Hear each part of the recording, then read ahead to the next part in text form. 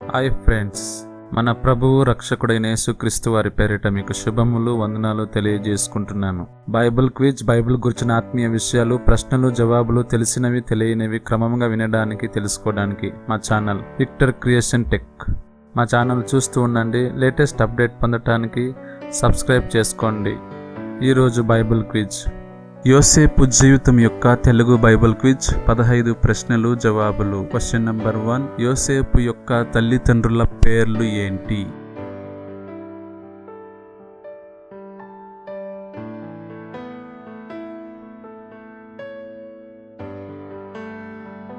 యాకోబు మరియు రాహేలు.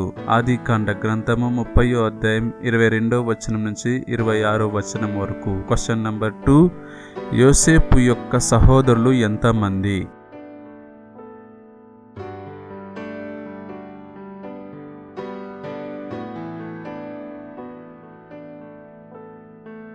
పదకొండు మంది. యోసేపు యొక్క సహోదరులు 11 మంది. ఆదికాండ గ్రంథము 35వ అధ్యాయం 22వ వచనము. క్వశ్చన్ నంబర్ 3, అతని కనిష్ట సహోదరుడు ఎవరు? అందరికంటే చిన్నవాడు. యోసేపు యొక్క కనిష్ట సహోదరుడు ఎవరు?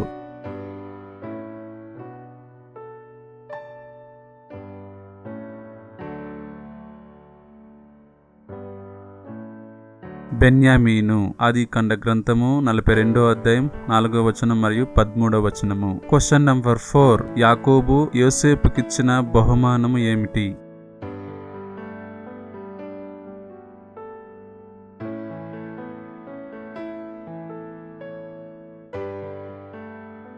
విచిత్రమైన రంగుల గల నిలువుటంగి. ఆదికాండ గ్రంథము 37వ అధ్యాయం 3వ వచనము. క్వశ్చన్ నంబర్ 5, తన సహోదరుల గురించి యోసేపు తాను కనిన కలలను చెప్పుట ద్వారా వారికి యోసేపుపై ఎటువంటి అభిప్రాయం కలిగినది? తన సహోదరుల గురించి యోసేపు తాను కనిన కలలను చెప్పుట ద్వారా వారికి యోసేపుపై ఎటువంటి అభిప్రాయము కలిగినది?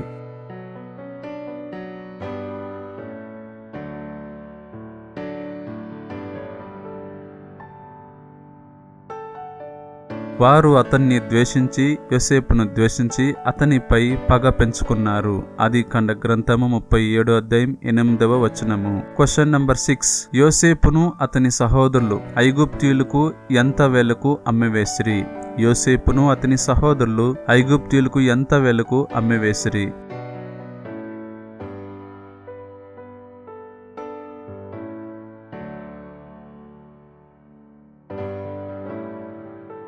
ఇరువది తులముల వెండి.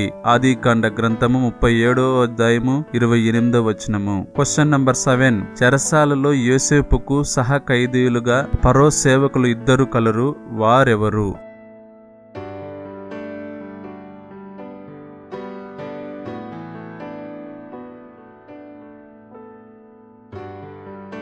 పానదాయకుల అధిపతి మరియు భక్ష్యకారుడు. ఆదికాండ గ్రంథము 40వ అధ్యాయము 1-4 వచనములు. క్వశ్చన్ నంబర్ 8, ఫరో తన కలల భావాన్ని చెప్పినందుకు యోసేపుకు ఏ విధంగా ప్రతిఫలమిచ్చాడు?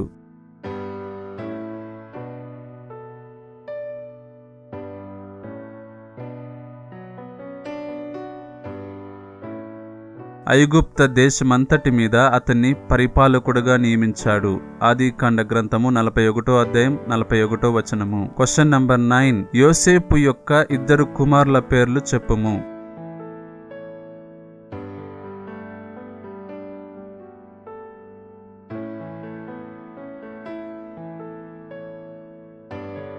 మానష్షే మరియు హెప్రాహీము.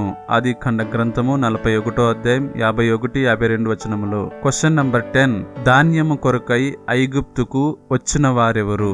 ధాన్యము కొరకై ఐగుప్తుకు వచ్చిన వారెవరు?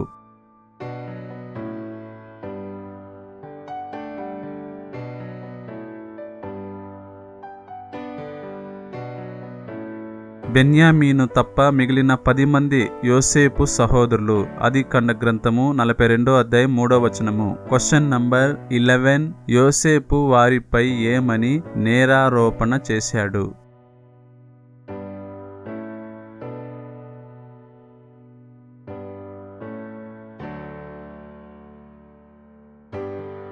వేగులవారు. ఆదికాండ గ్రంథము 42 అధ్యాయం 9వ వచనము. Question number 12. బెన్యామీను యొక్క ధాన్యపు సంచిలో యోసేపు రహస్యముగా పెట్టించినది ఏమిటి? బెన్యామీను యొక్క ధాన్యపు సంచిలో యోసేపు రహస్యముగా పెట్టించినది ఏమిటి?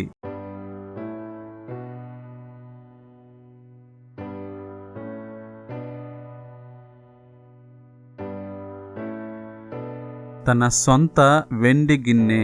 ఆదికాండ గ్రంథము 44 అధ్యాయం 2వ వచనము. Question number 13. తనకు జరిగినదంతా చెప్పుటలో యోసేపు ఇచ్చిన వివరణ ఏమిటి?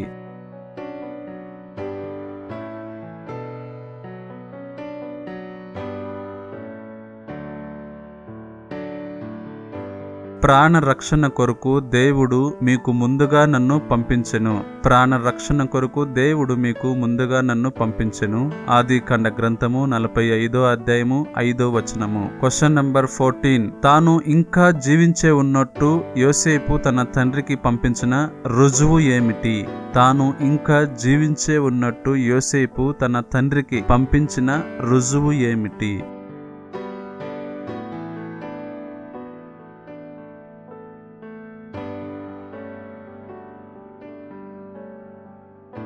తన తండ్రిని అతని కుటుంబస్తులందరినీ ఐగుప్తుకు తీసుకుని వచ్చుటకై యోసేపు బండ్లను పంపెను.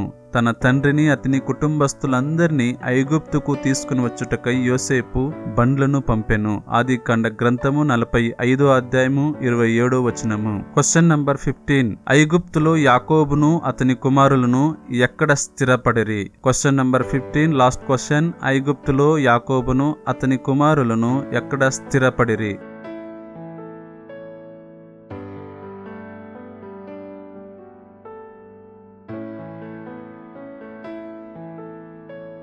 గోషేను దేశము. గోషేను దేశమందు స్థిరపడిరి. ఆదికాండ గ్రంథము 47 అధ్యాయము 6వ వచనము. God bless to all. మర్చిపోకుండా మరిన్ని అప్డేట్ కోసం మా ఛానల్ సబ్స్క్రైబ్ చేసుకోండి. Thanks for watching.